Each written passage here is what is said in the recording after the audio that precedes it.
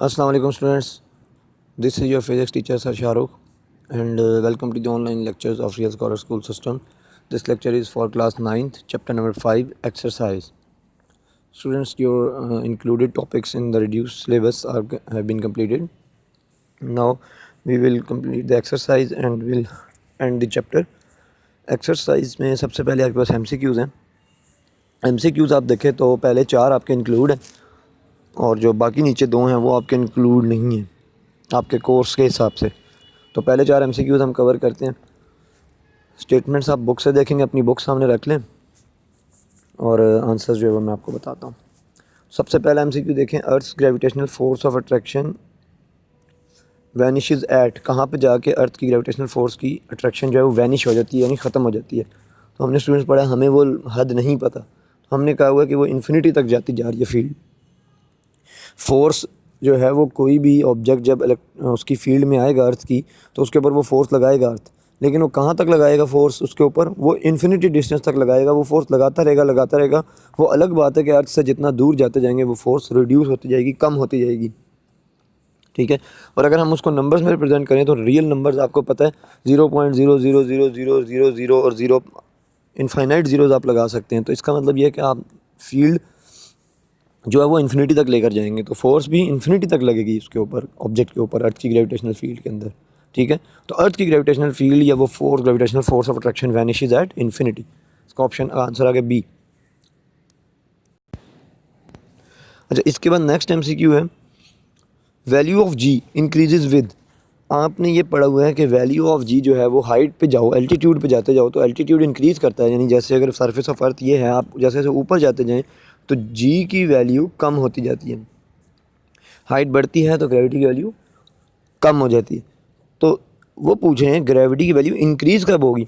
तो definitely common sense, जब height decrease होगी तो ग्रेविटी की वैल्यू इंक्रीज़ हो जाएगी. ठीक है. जब हाइट इंक्रीज़ होने पर, एल्टीट्यूड बढ़ने पर ग्रेविटी कम हो रही है तो हाइट कम होने पर ग्रेविटी इंक्रीज़ हो जाएगी. तो आपका आंसर क्या आएगा, डिक्रीज़ इन एल्टीट्यूड, यानी सी. ऑप्शन सी इसका सही आंसर. इसके बाद थर्ड MCQ में देखें तो value of G at a height 1 earth radius. ठीक है, ये हाइट अलग है, 1 अलग है.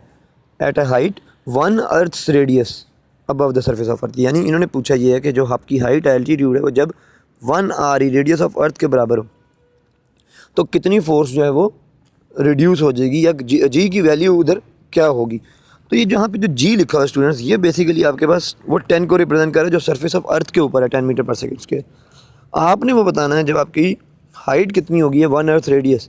यानी ये वो वाला केस है जो आपके नोट्स में ये केस इन्होंने पूछा है यहाँ से, जब आपकी हाइट 1 अर्थ रेडियस के बराबर हो तो आपकी ग्रेविटी कितनी रिड्यूस हुई थी. कल हमने देखा था 1/4 टाइम्स रिड्यूस हो गई थी. तो इस ऑप्शन का आंसर क्या होगा, 1/4 अर्थ रेडियस, यानी earth's gravity, sorry 1/4 earth radius नहीं, 1/4 of earth gravity, surface of earth gravity, यानी सरफेस ऑफ अर्थ के ऊपर जो ग्रेविटी है उसका 4 गुना कम. अच्छा, वैल्यू, अगला next MCQ, the value of G on moon surface is 1.6 meter per second square. Okay, what will be the weight of a 100 kg body on the surface of moon. Simple है students, आपको पता है W is equal to क्या होता है, mg. ठीक है, mess आपको गिवन है 100 kg. अब मून के ऊपर वेट निकालना है तो मून की ग्रेविटी लगाएंगे, 100 kg मल्टीप्लाई मून की ग्रेविटी कितनी है 1.6 मीटर पर सेकेंड स्क्वायर. तो जब आप इसको मल्टीप्लाई करेंगे तो आपके पास कितना आ जाएगा, 100 मल्टीप्लाई 1.6, 160. यस, और 7 kg हाँ मैथ्स वाला और मीटर पर सेकंड स्क्वायर एक्सेलरेशन वाला, तो केजी मीटर पर सेकंड स्क्वायर मिलके क्या बन जाएगा, न्यूटन. तो आंसर आपके पास यहाँ से आता है 160 न्यूटन. ठीक है, तो बी ऑप्शन इसका आंसर है. B is the right option. तो MCQ ये 4 ही थे आपके कोर्स में इंक्लूडेड. अब आते हैं क्वेश्चंस पे. तो क्वेश्चन स्टूडेंट मैंने नोट्स में किए हैं, जो जो इंक्लूड हैं बस वो मार्क कर लें जो मैंने नोट्स में किए हैं. अभी दिखा देता हूँ मैं आपको, बस वो मार्क कर ले, वो नोट कर लें, वो याद कर लें, बाकी आपके कोर्स में इंक्लूड नहीं है. तो आज हम क्वेश्चंस कंप्लीट करते हैं, फिर हम जाएंगे नेक्स्ट इंशाल्लाह अगले लेक्चर में अपने न्यूमेरिकल्स की तरफ. तो क्वेश्चंस क्या हैं ये देखें, 5.1, 5.2, 5.3 5.1 2 3 4 पहले 4 सीरीज़ में इसी तरह हैं, फिर 11th और 12th हैं, बाकी जो है वो निकल चुके हैं आपके, तो ये मार्क कर लें। तो हम इसमें सबसे पहले देखते हैं अपना 5.2 देखते हैं, बिकॉज 5.1 तो हम MCQ से हमने कर लिए। 5.2 में कहता है what is meant by the force of gravitation. तो ये स्टूडेंट सिंपल सी बात है, लॉ ऑफ ग्रेविटेशन में जिस फोर्स का जिक्र न्यूटन ने किया है, ग्रेविटेशनल फोर्स ऑफ अट्रैक्शन का, उसकी ही आपने डिस्कशन करनी है। आपने कुछ इस तरह लिखना है कि जब भी दो बॉडीज़ हैं वो आपस में एक दूसरे के ऊपर फोर्स लगाती हैं, यूनिवर्सल फोर्स है वो, ठीक है, क्योंकि हर ऑब्जेक्ट की अपनी ग्रेविटी है, वो पूरे यूनिवर्स में जो भी दो बॉडीज़ हैं वो एक दूसरे के ऊपर फोर्स लगाएंगी, और वो जो है वो डायरेक्टली प्रोपोर्शनल होगी वो फोर्स किसके, उन दोनों ऑब्जेक्ट्स के मैसेज के, और इनवर्सली प्रोपोर्शनल होगी उन दोनों के डिस्टेंस के स्क्वायर के दरमियान। और फार्मूला ऑफ ग्रेविटेशनल फोर्स क्या है हमारे पास, F is equal to G m1 m2 divided by D square. इसी तरह m1 m2 मैसेज हैं ऑब्जेक्ट्स के, डी डिस्टेंस है उनके दरमियान, जो कैपिटल जी है वो ग्रेविटेशनल कांस्टेंट है, उसकी वैल्यू इतनी है, ऑल दैट, ठीक है। ये भी बता दें कि ये न्यूटन ने दिया है ये लॉ, और ऐसा और वैसा, तो आप इसको यहाँ से एज इट इज़ याद कर लें, ये इनफ है आपके एक शॉर्ट क्वेश्चन का आंसर देने के लिए। फिर नेक्स्ट आता है question number 3, do you attract the earth और द अर्थ अट्रैक्ट्स यू। ये थोड़े से कॉन्सेप्चुअल क्वेश्चंस हैं, इनको आपको जो है ना वो हर बच्चा अपनी वर्डिंग में लिखेगा, यहाँ से भी याद कर सकते हैं, अपनी वर्डिंग में लिख सकते हैं, इसमें से ऐड भी कर सकते हैं, इसको चेंज भी कर सकते हैं, बट आपको बताना सिर्फ इतना है कि देखिए न्यूटन का जो थर्ड लॉ है, ठीक है, वो बहुत ज़्यादा जिसे कहते हैं ना 100% रिजेंबल करता है किसको, न्यूटन लॉ ऑफ ग्रेविटेशन को।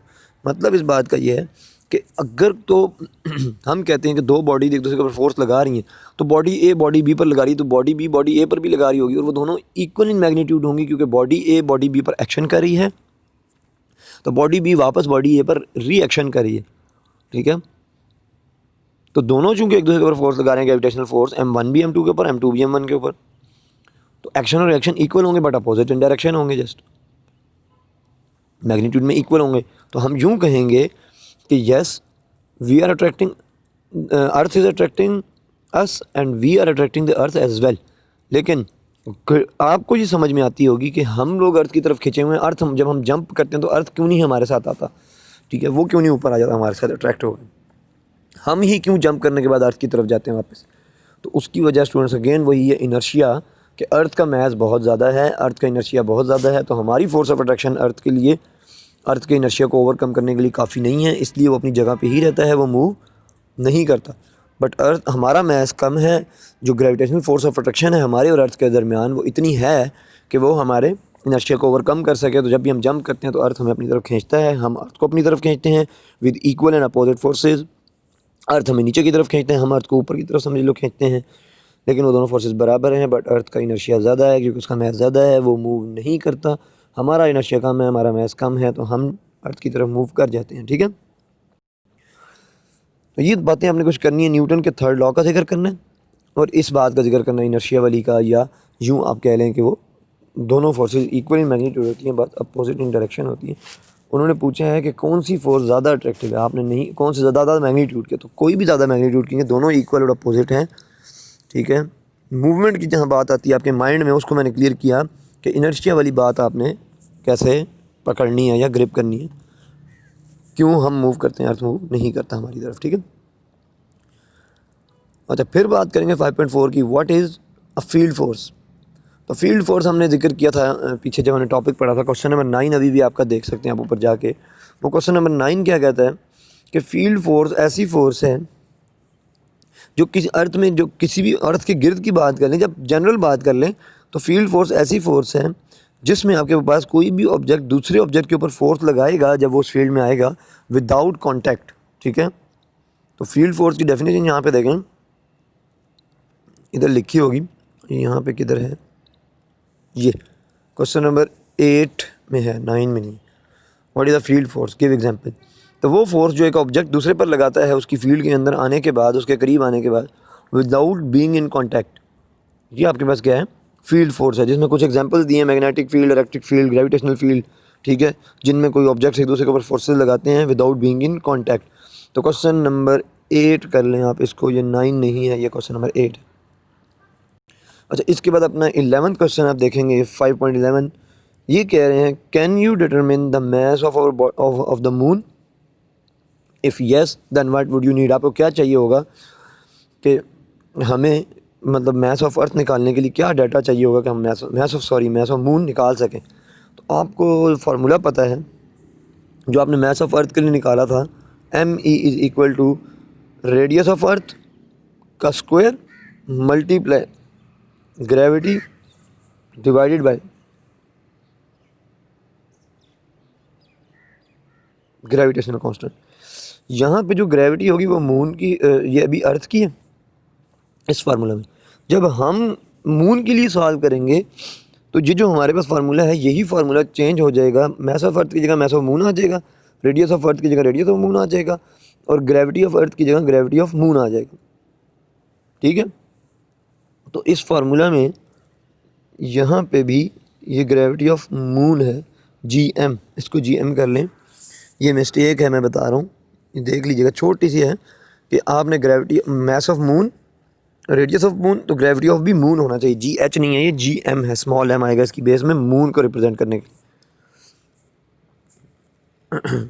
यहाँ पे भी इसी तरह ग्रेविटी ऑफ मून आएगा GM आएगा, ठीक है, स्मॉल g बेस में m। ये छोटी छोटी मिस्टेक्स आ रही हैं इसमें, ये ठीक करनी पड़ेंगी साथ साथ। एनीवेज ये सेंस तो आपको भी हो गई। अच्छा, मास ऑफ मून निकालने के लिए फिर आपको क्या क्या चाहिए होगा, रेडियस ऑफ मून चाहिए होगा एक, तो ग्रेविटी ऑफ मून चाहिए होगी, और ग्रेविटेशनल कांस्टेंट आपको पता ही है। ठीक है, तो आप मास ऑफ मून निकाल लेंगे अगर आपको रेडियस ऑफ मून और ग्रेविटी ऑफ मून पता है तो। अच्छा, इसके बाद लास्ट क्वेश्चन है आपका कोर्स का, इस चैप्टर का, इसके बाद न्यूमेरिकल करेंगे नेक्स्ट लेक्चर में हम इंशाल्लाह।